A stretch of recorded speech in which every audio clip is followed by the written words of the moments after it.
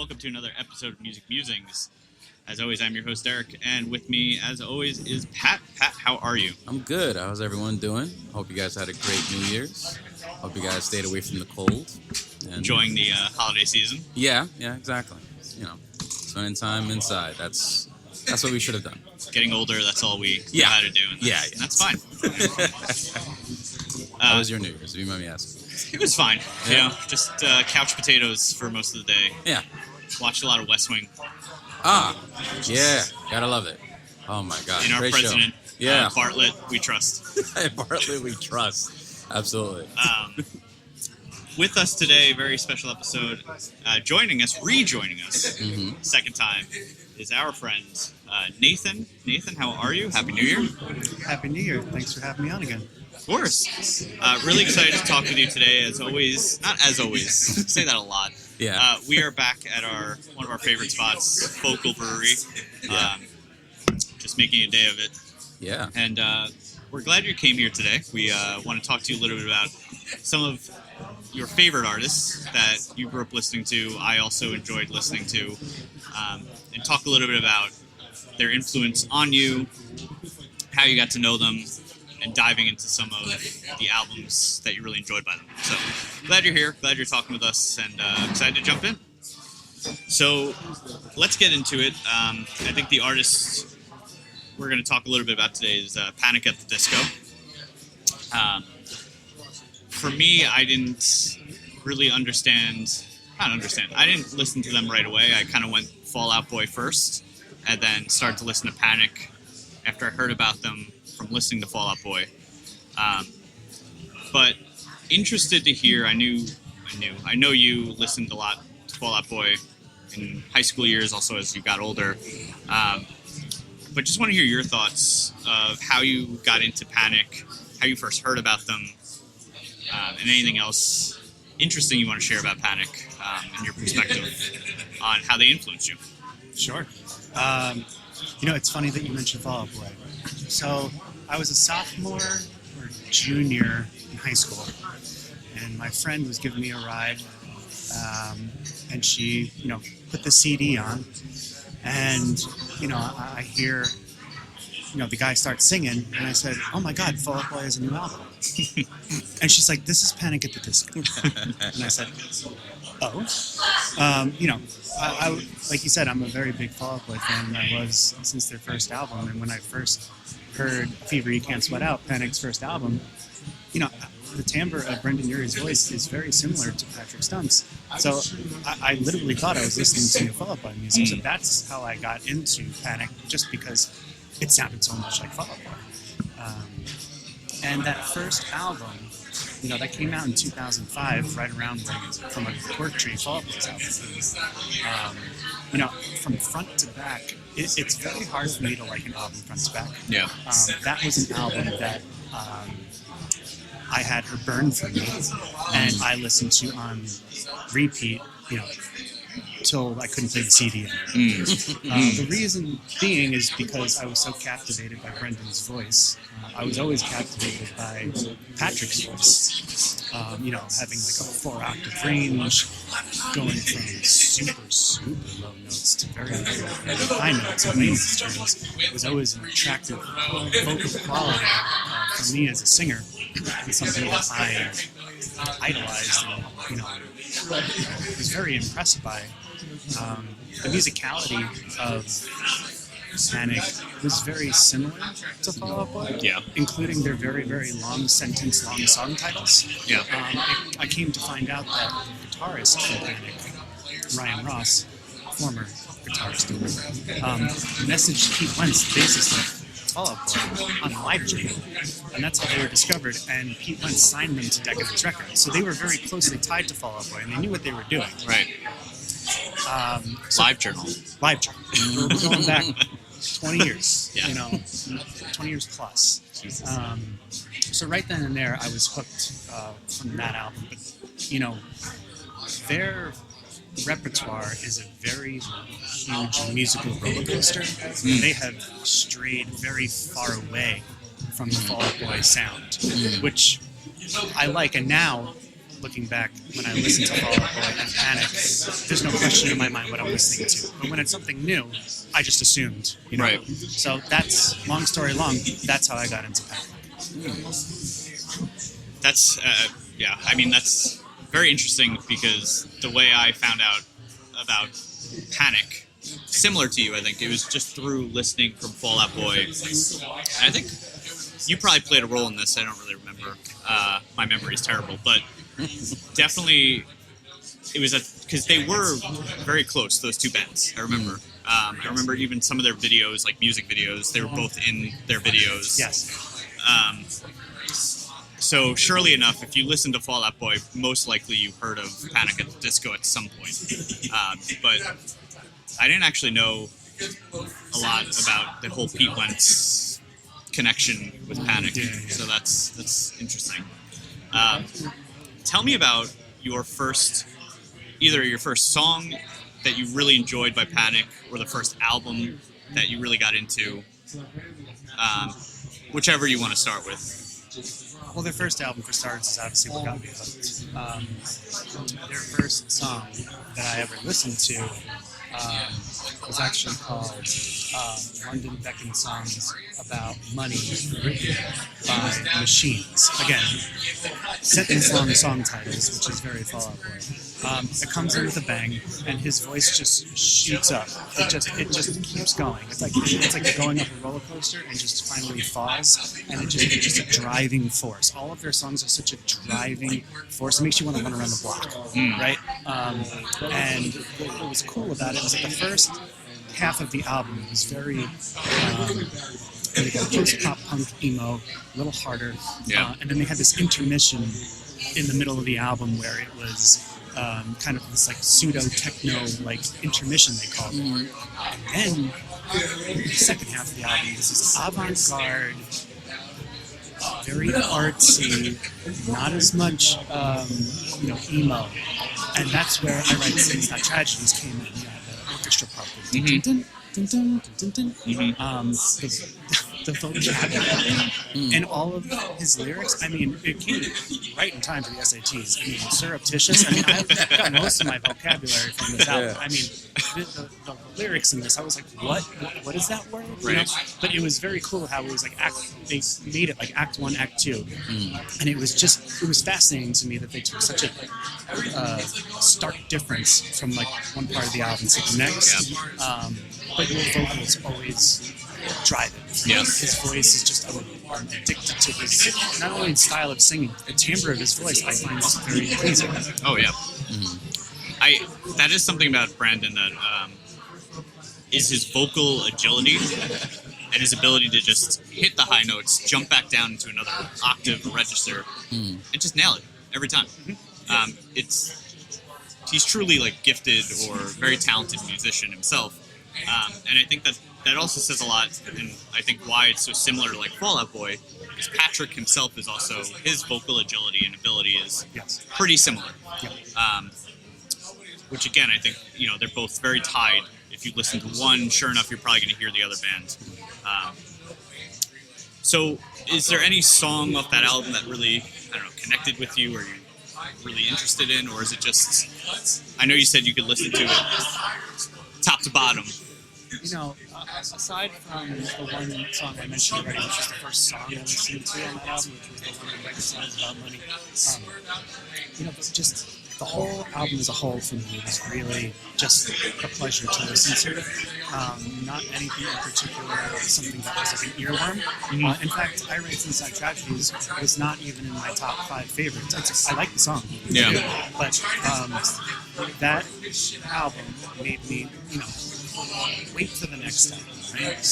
But a lot of people, if you follow Panic at all, their next album came out 3 years later, and it's called Pretty Odd, and it's kind of fitting, because if you don't know the repertoire that well, it was a 180 switch from the album before it. It was very, very 60s Beatles influence.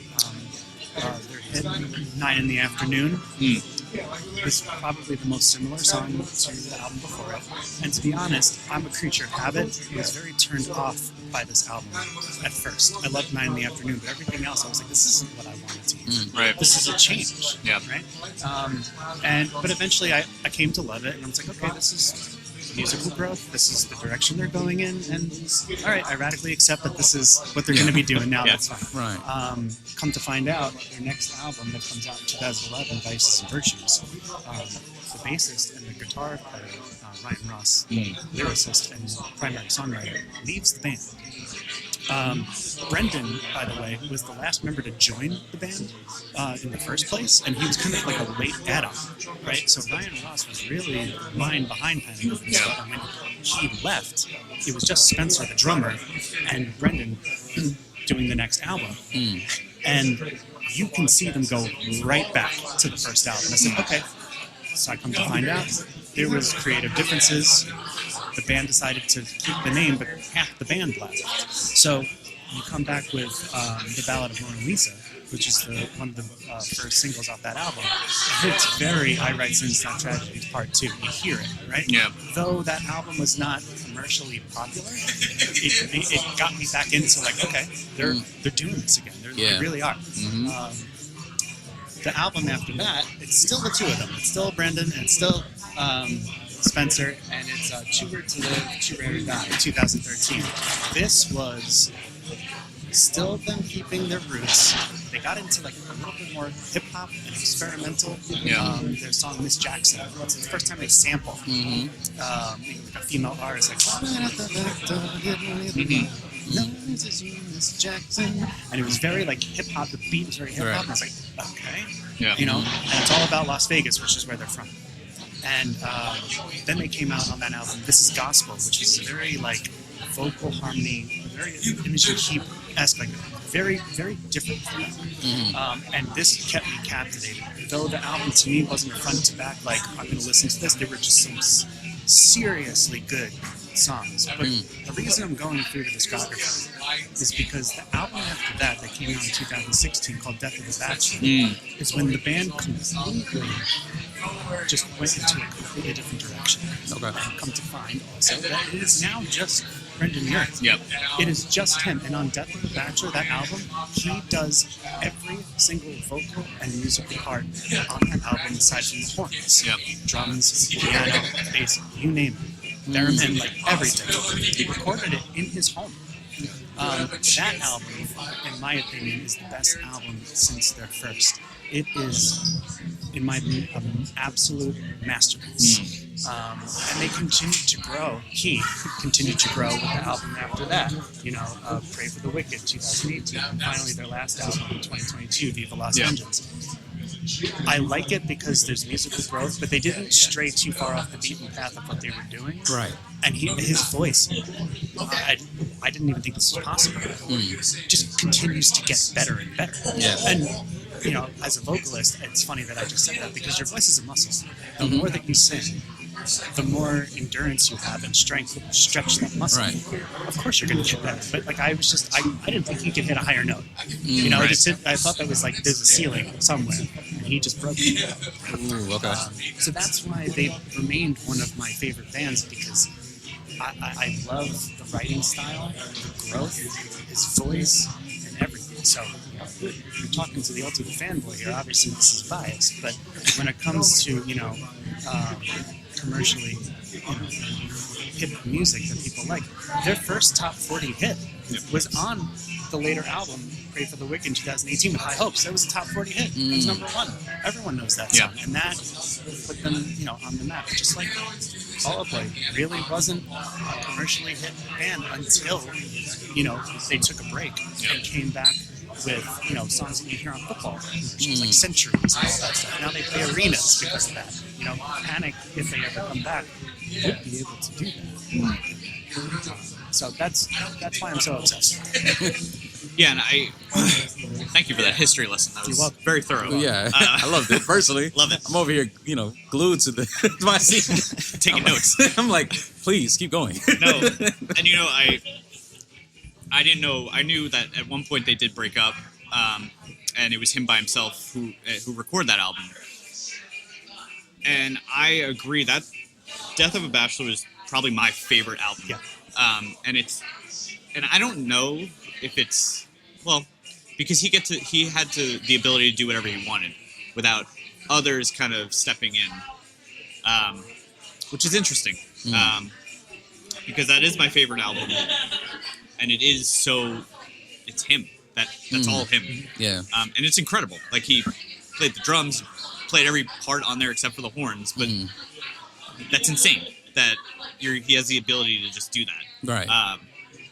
And again, it just speaks to his talent and ability. Right. That I don't need a band. I'm going to do what I want to do. Yeah. Now, I'm not sure. I haven't read the gossip about like what actually happened within the band, why they really broke up. I'm not going to speculate on that because I don't know. I don't know specifics myself. Yeah. But Yeah. I do remember being creative differences. And Ryan Ross did form another band. I'm blanking on the name. But you could see that they wanted to do different things. Yeah. And it's funny, too. Like I said, Brendan was a last-minute add-on to the band. Think about that. Like, the band was already formed in 2003 or 4. And they just added him because they needed a vocalist. And look what you created. You created this monster. He was a multi-instrumentalist that created top 40 hits himself and could play anything he wanted. I mean, like, there's some fate to that. Yeah, and that's incredible. Like a one in a lifetime kind of ability there. Right. Yeah. To just do that. Yeah. Like, So- I want to just add on because I'm actually sitting here just inspired hearing that. As you know, as a producer, everything I do is electronically based, and I always have such a deep respect for people who have instruments and you can play multiple instruments. And the fact that this guy had a vision, he's like, I'm gonna get my vision out there. You know what? If I need to do this, I'll do that. And I respect that because he has a goal and he wants the world to hear it. And whatever obstacle it wasn't probably much of an obstacle for him, and that right there is very inspiring. I love to hear people saying, you know what, I protect my dream this much that I'm going to do whatever it takes to make it happen. And it seems like history says that it was a wonderful risk. And I love that. I love personally hearing that from artists, musicians in general. It's just inspiring to me. I just wanted to throw that out there. You know, it should inspire artists, like, just to give like hope that you are capable of doing something if you have the vision to do it, and the ability, obviously, you know.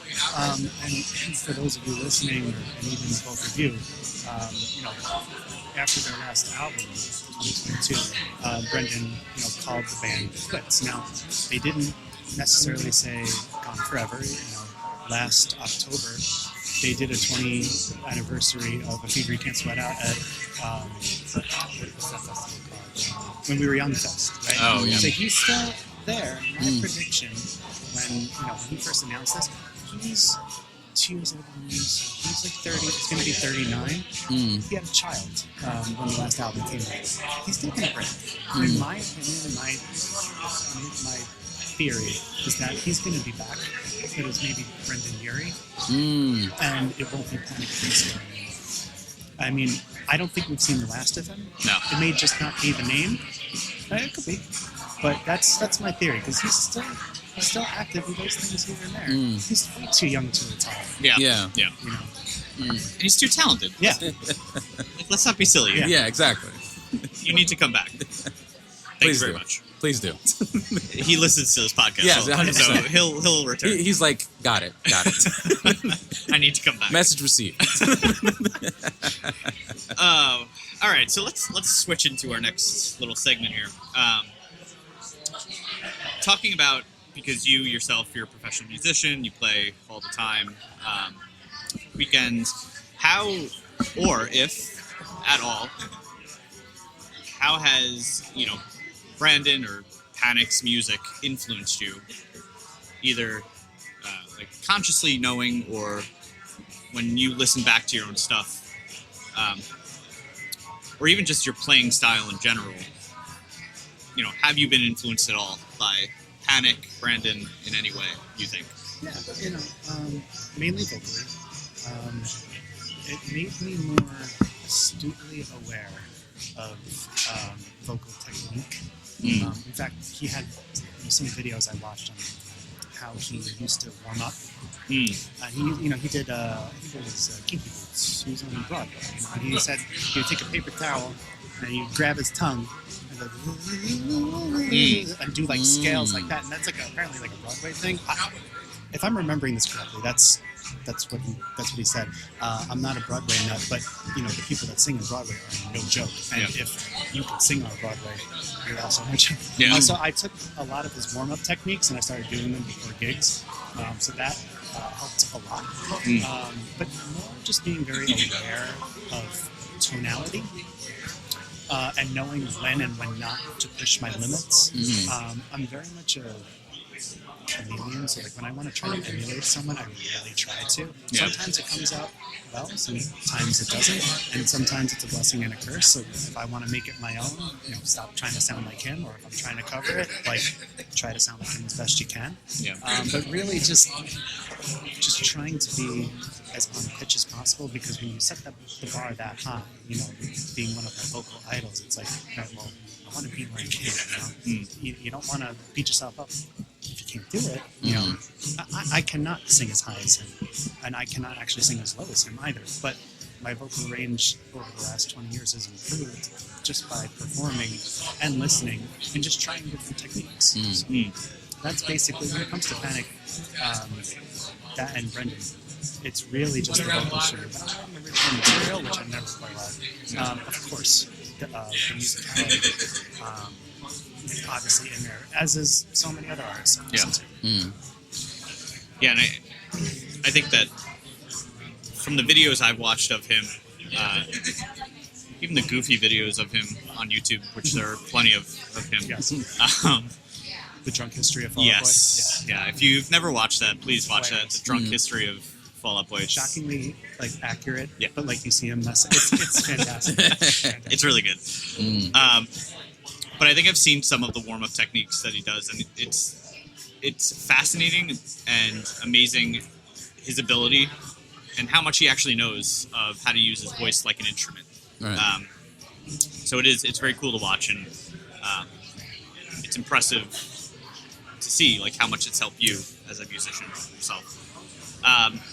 Now, this question is more not so much you as a musician playing, more as a listener. And I guess this could be a question for all three of us, but so when you go to a show, and it could be Panic, to just go and enjoy the show,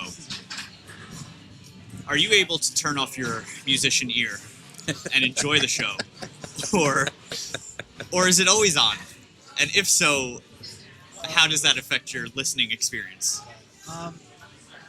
Okay. The safe answer? It depends. Okay. It very much depends. The long answer is it's always on. Yeah. Yeah. It's whether I know what I'm expecting. Let's put it this way. If I'm going to go see Blink-182, I know exactly what I'm going in for. I'm going in for Travis being unbelievably perfect. I'm going for songs I can sing along to and laugh at Mark and Tom. Yep. I am not going, oh, Tom and Mark sound off pitch. That's not the type of band they are. And it doesn't matter that they are.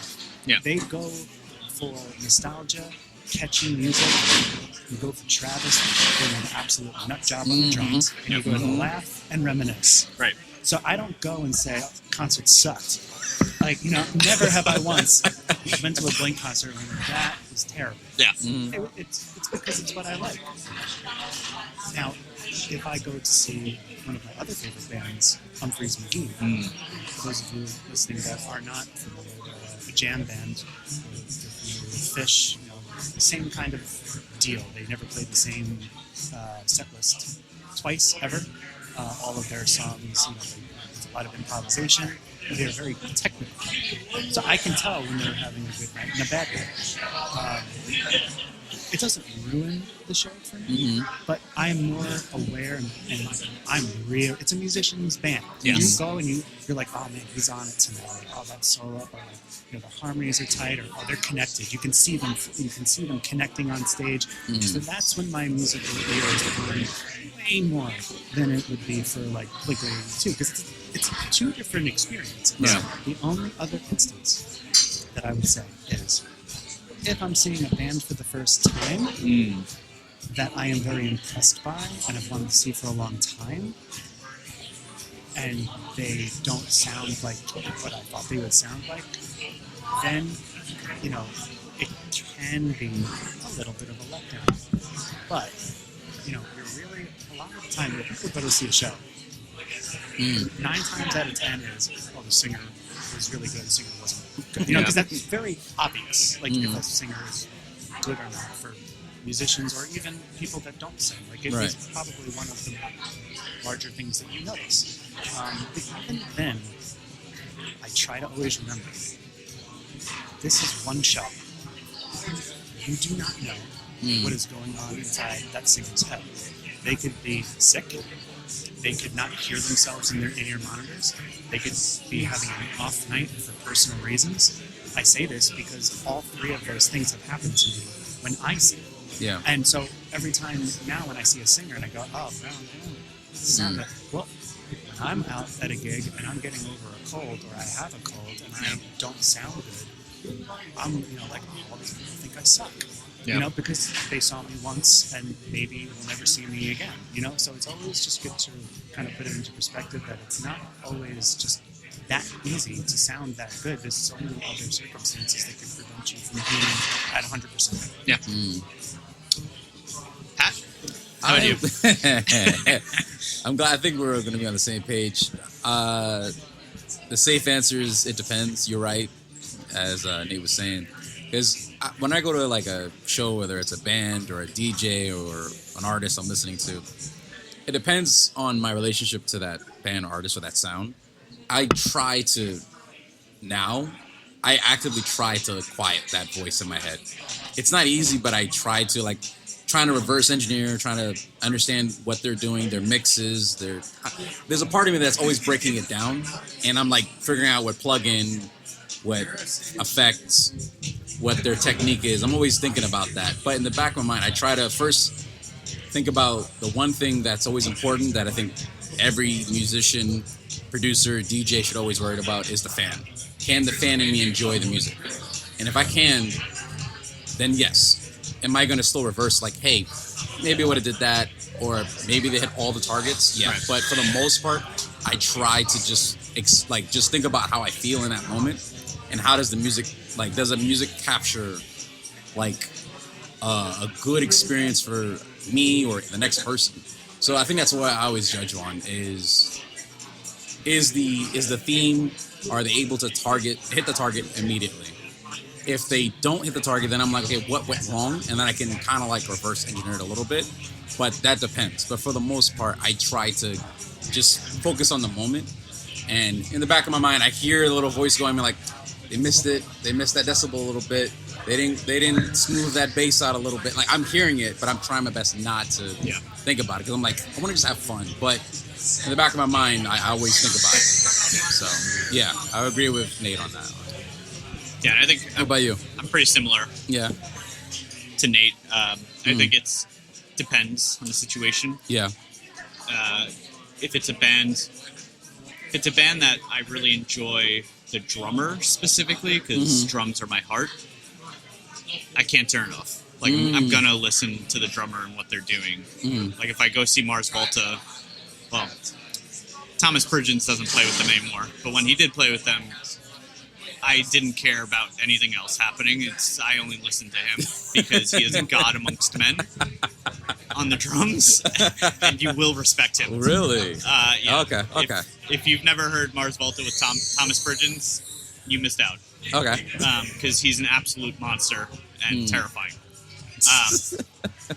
Or if I go see Blink. Right? Okay. Yeah. Of course, I'm going to listen to Travis. Yeah. I'm just going to, because that's my bar in terms of as a drummer. But apparently I have homework to do. Listen, Travis is his own god in his own right. That's how I look at it. But then Thomas Pridgens is another level above. Okay. So I have homework to do. Yeah, you do, and that's fine. Okay, we're all learning. We're always learning. So, last question before we get to a little trivia. Okay. A little fun. Is there anything that, and this is to Nate, and I guess it can be to any of us, Is there anything you take away from, or is there anything you have taken away from live shows that you heard an artist you really enjoy do live, either vocally, guitar-wise? I'm thinking about Humphreys because I know you really respect their abilities. Mm-hmm. But is there anything you heard them do live that maybe they didn't do on a recorded album that they only do live that you were like, wow, that's really cool? Is that something I can try? Yes. Okay. What I will say, so I do acoustic covers, nights and weekends at bars, restaurants, whatever. I absolutely love when a band doesn't take themselves seriously and does like a joke song, or maybe a song that just like isn't their style, or just something that you wouldn't think they would do that will surprise you. Because obviously you go to a show anticipating what you think you're going to hear, but then they'll surprise you with a cover or just something like that. So I always love finding ways to do a song that people may not think they'd ever hear from me. Whether it's a top 40 hit that a female is singing, or an acoustic version of "Don't Stop Me Now" by Queen. Like or I've done Rush songs by myself, like Limelight. If they translate it on acoustic and I can make it happen, just seeing just like when I turn my head at a show and go, they're doing what now? That is such a captivating part for me. I want to do that too for other people that think like, oh, maybe this is just run-of-the-mill covers, and then you hit them with something that you're like, oh. So I love the element of also just not taking yourself seriously and doing like silly songs that you think that like a male wouldn't sing or anything like that, because more times than not, if you're singing, at precision level and these technical songs, a lot of the times the people at these bars don't care. They want to relate to something that they know or can laugh. So I always try to remember to kind of bring it back to them and make it so that it's something that they're going to remember that way more than you being like, oh, he hit that note. So that's what I take away from any artist I see. Yeah, that's cool. That's a good one. I like that, because I was listening as you were saying that. I actually was having a memory of one time my seeing like a DJ I like. I was at Webster Hall, and he was kind of like starting his set, and I forgot what song. It was something silly. Now that's EDM, but he was playing something that was like super old school, but like it did not match the vibe at all. But it was just to make the crowd laugh for a moment. And I remember because it was like, it's a very interesting way to start. But he's like, he was trying to break the ice or whatever. I forgot what song it was. It's gonna come back to me, but I remember that. And I guess, and then when I started DJing and producing, I think that was always the most important element. Was, like I said, I always kept thinking about like, how can I keep the listener having fun or laughing or breaking that ice. I think it's very important. I like that. Because I was remembering when I DJ, I would try to always keep the audience engaged. Like I would talk back. Right. I've seen other DJs do it, crack jokes in between, but they wouldn't like, it would be like for a mini second, and then the vibe will still continue. So I think that element right there is what I carry on, if that makes sense. Yeah. But yeah. Yeah, it's similar. I think for me, it's what can I learn? Yeah. And if there's, again, particularly, it was always drums. Yeah. There's something specific that I heard a drummer do. Right. I would want to learn how to do that. I'm thinking of, there was a band, MD on the Coast, Long Island band. They had a great drummer, Dan Guzak. He was also like a wild beast and had a lot of really intricate parts. And I remember there was a specific song, and they played it live a lot. It was called Sugar Skulls. It's off their first album. And there was a specific fill he did. It was like 30 seconds. And I just remember really listening to that part over and over and over again, and just trying to play along with it until I learned some of it. I never really learned all of it. It was wild. But just those parts really kind of pushed my ability forward. So it's definitely something, and I guess as a musician, even a listener, it's something you really can't turn off, Right. and it's just there. And when something captivates you or interests you, Yeah. it's like, how can I use this in my own way? Which I think is really cool about music. It's like Right. you hear something and it's like, how can I interpret that in my own way? Yeah. And just to piggyback off the reminding, because Piggyback. I remember, like, from time to time, I listen to like jazz when I'm doing something like meticulous, whatever, and I kind of started to understand, like, I wanted to know jazz chord progressions, and I wanted to learn the piano style, and I started incorporating it into some songs in like house music, which, you know, electronic music can have that realms in there, and I've done that, and I understand what you're saying. Like, I don't know what song it was, but it was just the pressing of the Rhodes for some reason, the way how they vibrated, it made me like, it's like, wait a minute, I like that. Yeah. And then I just started like, you know what? Let me sit there and learn.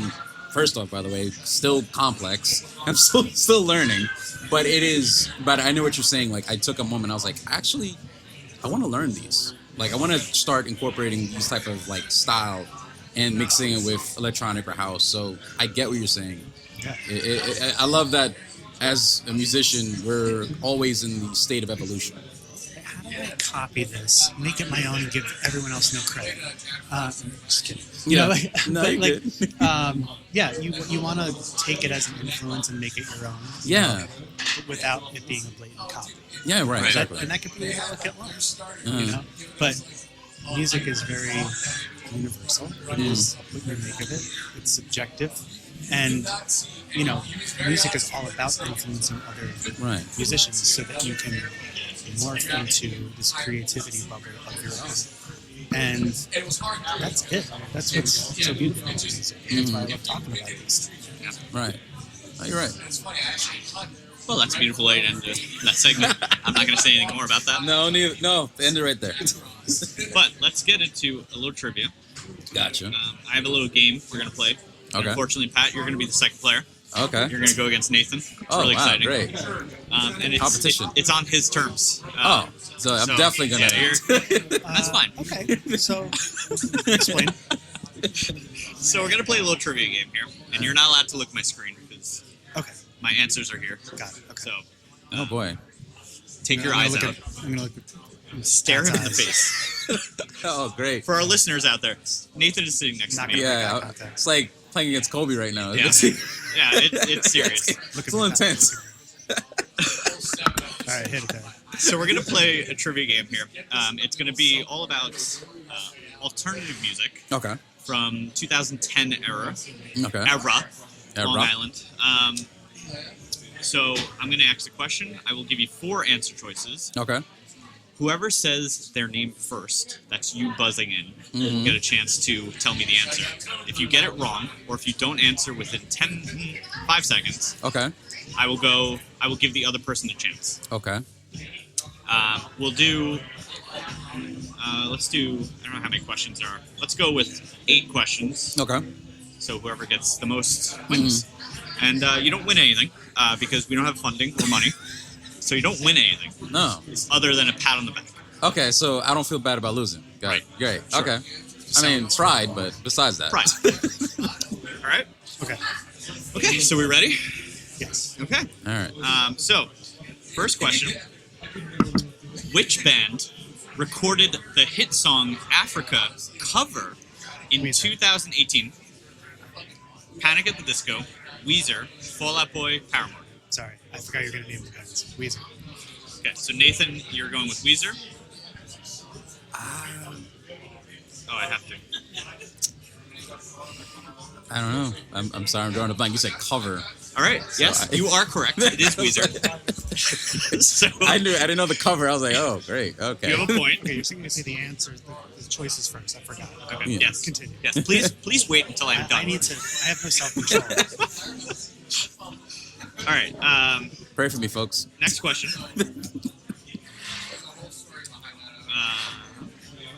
Okay, here we go. All right. Wait until I say everything, and you have to say your name. Say your name. That's you buzzing in. Oh, okay. You So get I away. gotta say You your got, own- you got the first one. You gotta say your own name. You got away with it. I'll Got give it. you a point. Here we go. Which band is known for the song "Stressed Out"? 21 Pilots, The Neighborhood, Imagine Dragons, or Mumford and Sons? Nate, 21 Pilots. Great. Yes, correct. All right, Nathan has 2 points. All right. Don't worry, Pat. It's gonna Warming up. We're turning around. Warming We're gonna turn up. around. Warming up. Okay.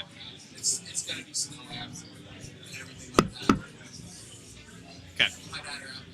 Here we go. You should know this one. Okay. Here we go. All right.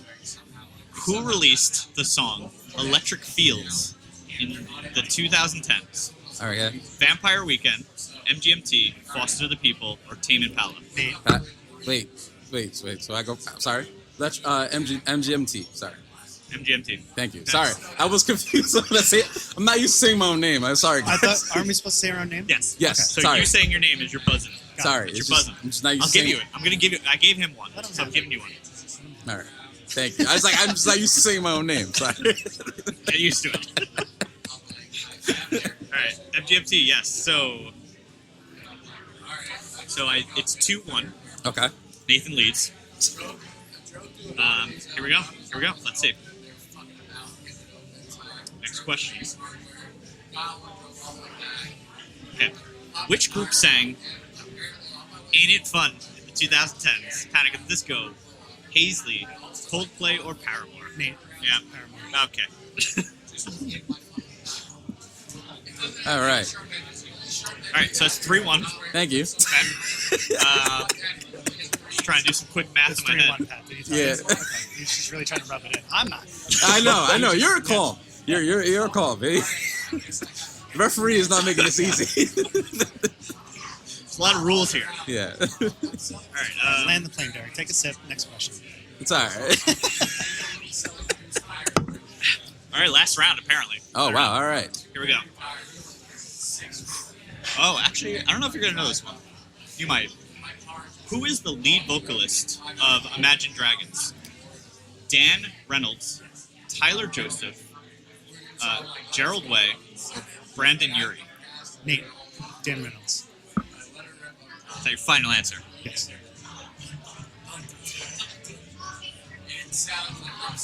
Wow. Okay. Yeah. Wow. All right. Well, That was a quick battle. so Nathan won. Yes. 4-1, which round of is. applause. I'm proud of my little one. Yeah, you got one. You got one. Dude, don't It's worry. more of a If this was- technicality if this was one. a trivia for EDM, Yeah. or anything like that, it would have been Well- 4-0. Well, you never. No. That's fine. That's why he said it was in my favor. Yeah, it's fine. It was in his very, favor. very, I not catered. considerate of you. It's I okay. catered towards the guest. Apparently, I have homework to do. That's why I a looked little at bit of this. homework. Yeah, a little homework. A little homework. Apparently, I got to learn more about drummers, and Next time, put me on the spot. I will. Next with time, like- next time we have we're gonna team. We got this. Okay. Be like mid-century classical music, and Nathan has now studied upon it and knows all the composers. It's going to be trivia about the lute. Right.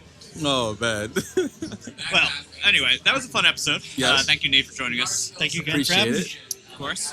Any Instas or media Shout-outs. things you want to throw out there Please. to Sure. our... Yeah. Follow me on Instagram, Nate Charlie Music, all one word.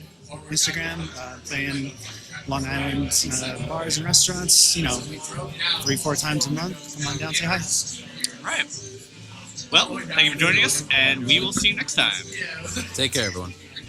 Thank you for listening to today's podcast. If you have an idea for an intro or an outro that we could play on our show, please send to musicmusingspodcast@gmail.com. Any questions, comments, or ideas, please email us at musicmusingspodcast@gmail.com.